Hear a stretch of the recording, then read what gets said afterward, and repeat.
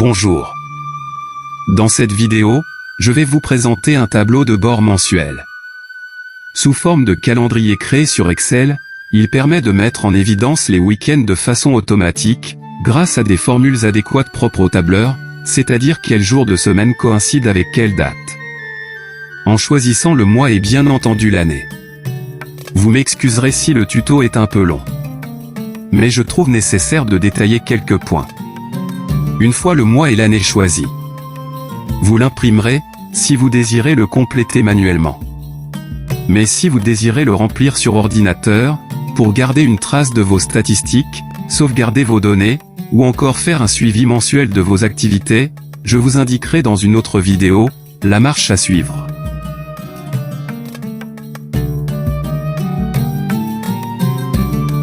Ce tableau vous aide à distinguer les jours de semaine des week-ends.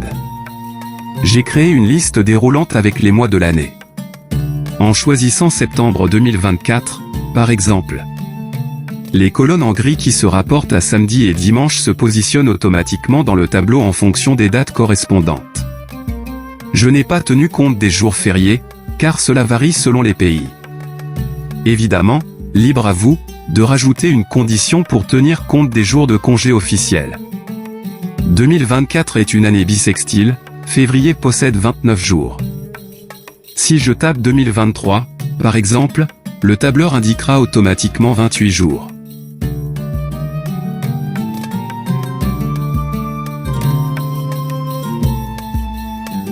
Je suggère de créer le même tableau dans une nouvelle feuille. Comme ça, vous allez suivre étape par étape la procédure et donc la découverte des formules qui vont nous aider à élaborer ce projet. Nous allons commencer par la ligne 2. La colonne A sera réservée au nom des personnes, de produits ou autres. Dans les colonnes B, C, D, jusqu'à la colonne AF. On recopiera les jours du mois à l'horizontale, cela fait au maximum 31 jours, ce qui correspond à 31 colonnes. Comme c'est un peu fastidieux d'écrire manuellement 1, puis 2, puis 3 jusqu'à 31 depuis la colonne B jusqu'à F.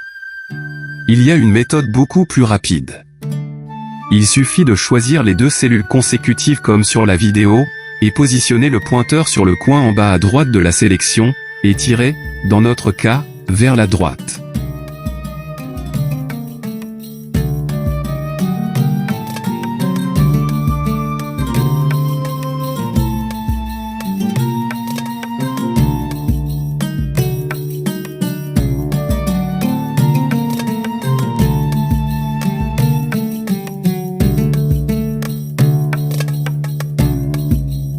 Pour ceux ou celles qui ne connaissent pas encore comment régler la largeur de façon automatique, il suffit juste mettre le pointeur de la souris sur l'entête de la première colonne choisie, et faire en sorte de sélectionner uniquement celle dont on veut modifier la largeur.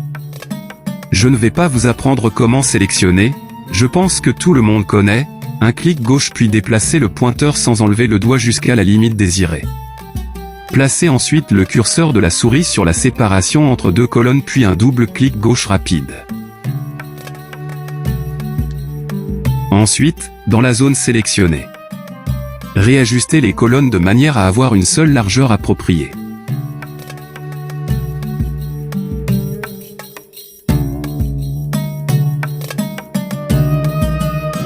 Grâce à l'option copier-coller, on complétera par la suite le tableau, pour mettre les noms et finalement tracer les bordures.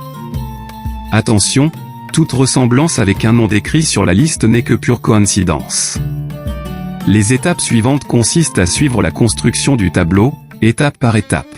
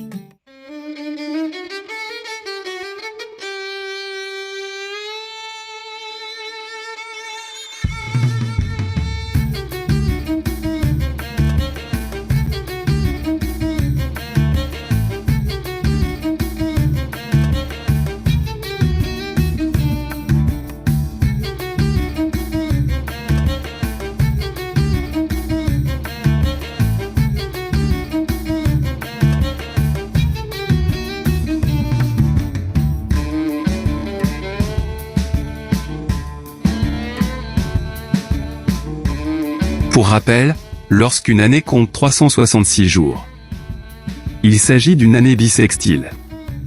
Elle tombe tous les 4 ans, elle doit être divisible par 4. Prenons 2024 par exemple, divisé par 4, on obtient 0 comme reste. C'est-à-dire, le mois de février comptera 29 jours. Si le reste est différent de 0, le mois comptera 28 jours. Mais rassurez-vous, vous n'allez pas faire de calcul, il existe une formule adaptée à ce genre d'opération. Mais effaçons les dates du 29, 30 et 31. Car ces cases vont contenir des formules.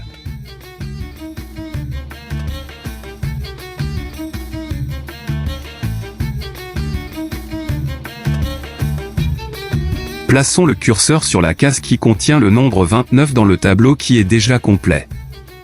Puis recopions la même formule.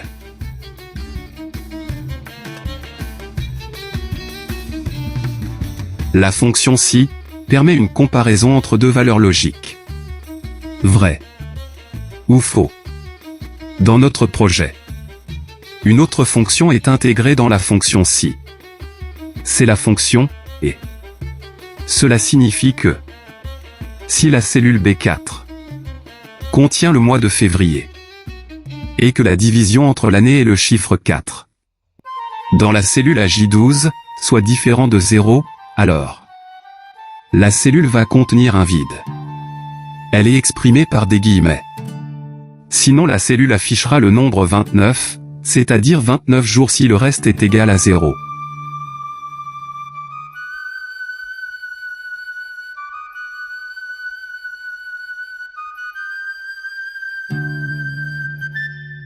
L'indication AJ12 nous renvoie à la cellule AJ12, qui est liée à la cellule AC2, contenant l'année. Celle-ci comporte la fameuse formule qui donne le résultat, souvenez-vous, du reste de la division entre l'année et le chiffre 4, qui est décisif, pour calculer le nombre de jours que va contenir le mois de février.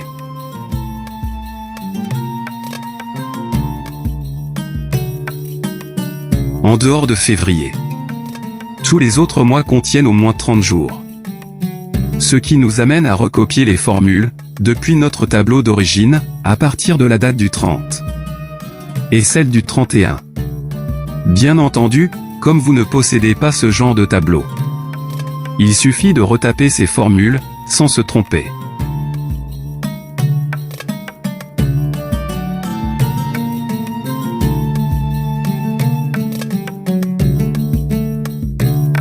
Ne faites pas attention à l'indication, AE5, elle vous renvoie vers son contenu sur une autre cellule. Mais je vais plutôt la modifier. Et écrire directement le nombre 30 relatif à 30 jours. Cela n'affectera pas notre résultat. Complétons ensuite la formule pour la journée du 31, en la recopiant depuis le tableau d'origine. Ou bien retapez-la, manuellement, sans faire d'erreur.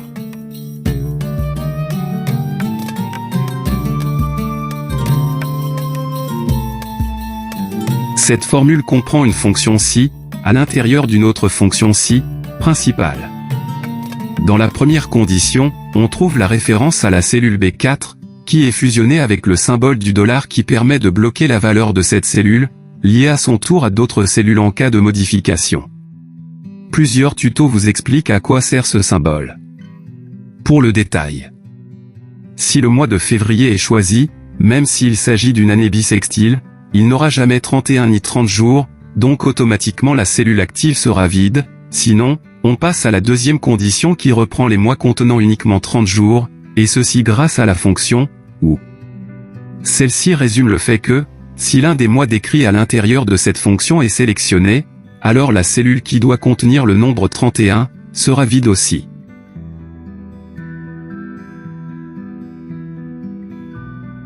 Avant d'entamer les formules propres aux jours de semaine, vérifions si les formules sont correctes et exécutent bien les instructions souhaitées. En sélectionnant des mois au hasard et une année déterminée, nous constatons qu'effectivement, les mois choisis prennent leur nombre de jours respectifs. Et donc nos formules fonctionnent.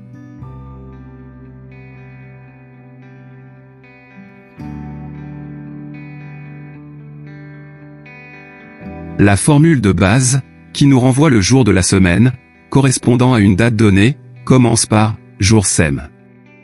Cette fonction, très utile d'ailleurs, permet de convertir un numéro de série, produit par l'instruction « date » en un chiffre entre 0 et 6, ou entre 1 et 7, selon un argument chiffré, introduit par l'utilisateur. Ces chiffres représentent les jours de semaine, du lundi au dimanche. Pour plus d'aide concernant cette fonction, cliquez sur FX, indiqué par la flèche.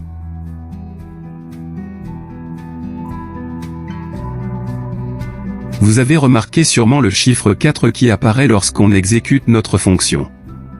C'est le résultat que nous renvoie la formule « jour SEM ».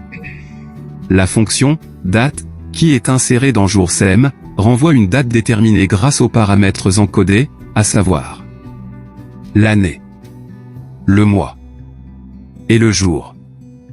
L'année est référencée par la cellule AC2, le mois par AK6 et le jour par B5.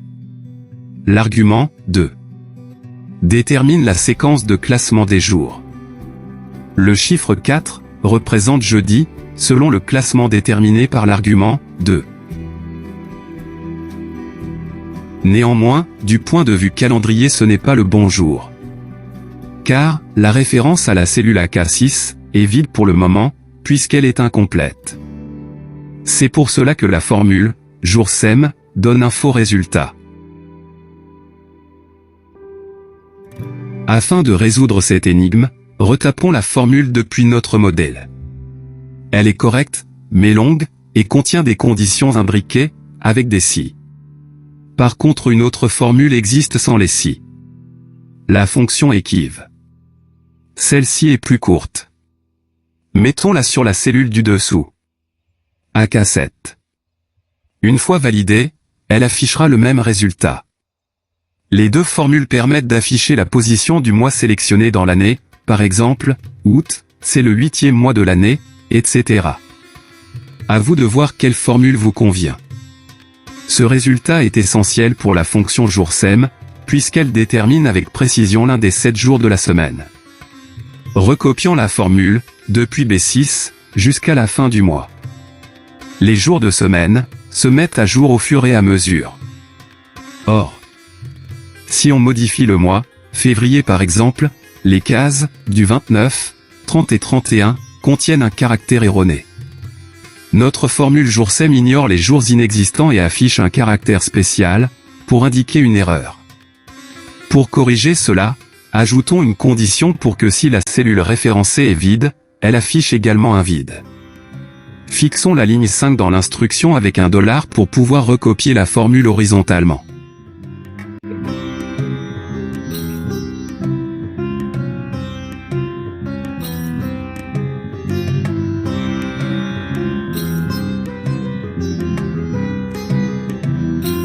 Après validation, retestons les fonctionnalités de cette instruction qui vient d'être rajoutée. Choisissons plusieurs mois, afin d'être sûr que le résultat souhaité est parfaitement correct. Puis modifions l'année. Toutes les cases sont remplies, par les chiffres 1, pour lundi, jusqu'à 7, pour dimanche.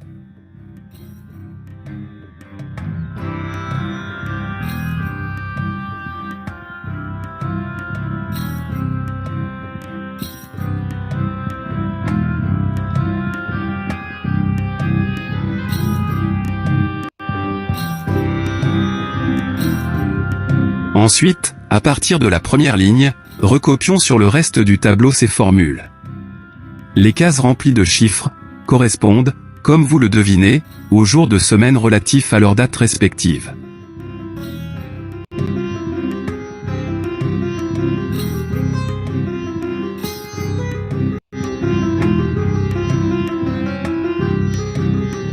Notre projet principal consiste à différencier les fins de semaine des autres jours. Cela revient à colorer les cases contenant samedi et dimanche, autrement dit, les cases contenant 6 et 7.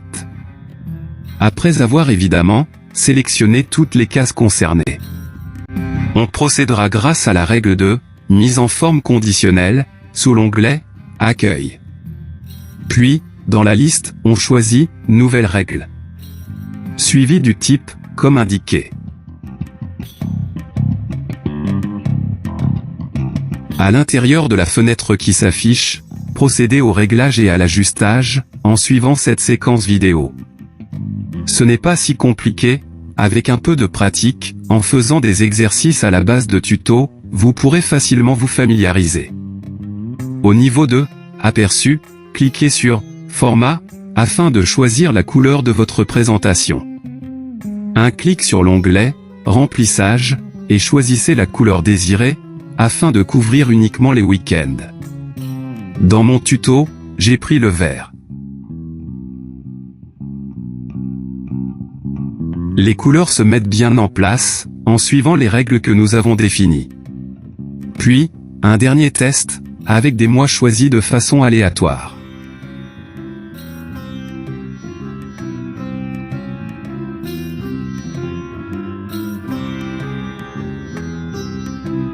Malgré tout, il y a un petit souci en ce qui concerne l'apparition des chiffres dans le tableau, par exemple si on veut l'imprimer, ou travailler avec.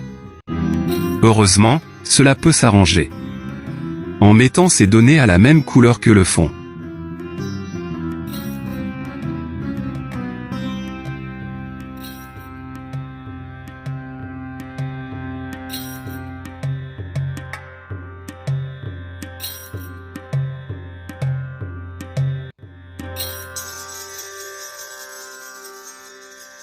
Pour les cases colorées, vous devrez reprendre la mise en forme conditionnelle. Voici comment procéder en détail.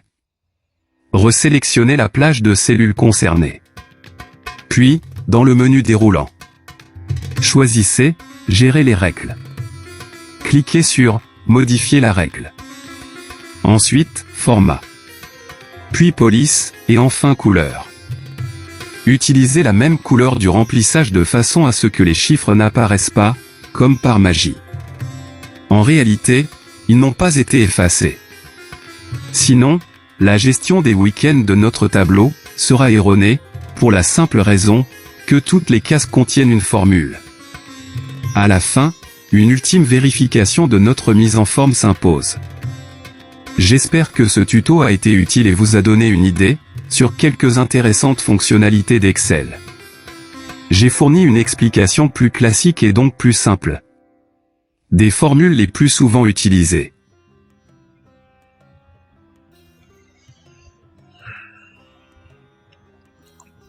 Au final, il reste une dernière retouche à apporter pour finaliser notre travail. La commande « Aperçu et impression » vous donne la possibilité de visionner le document avant son impression. Et pour cela, ajustez les marges, des en-têtes et pieds de page, de façon à ce que le cadre puisse intégrer la feuille.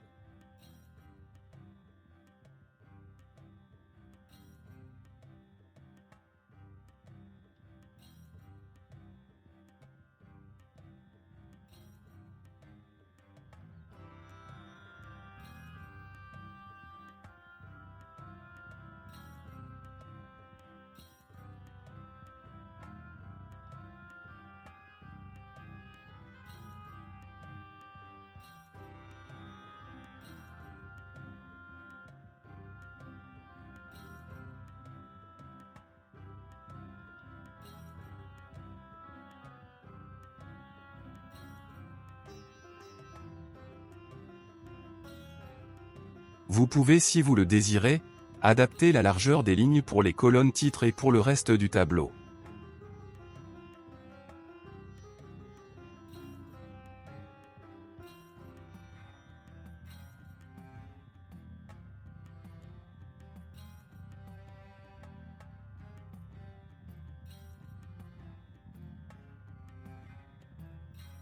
Ensuite, faites disparaître le brouillon qui est à droite du tableau à l'aide de l'option « Masquer ».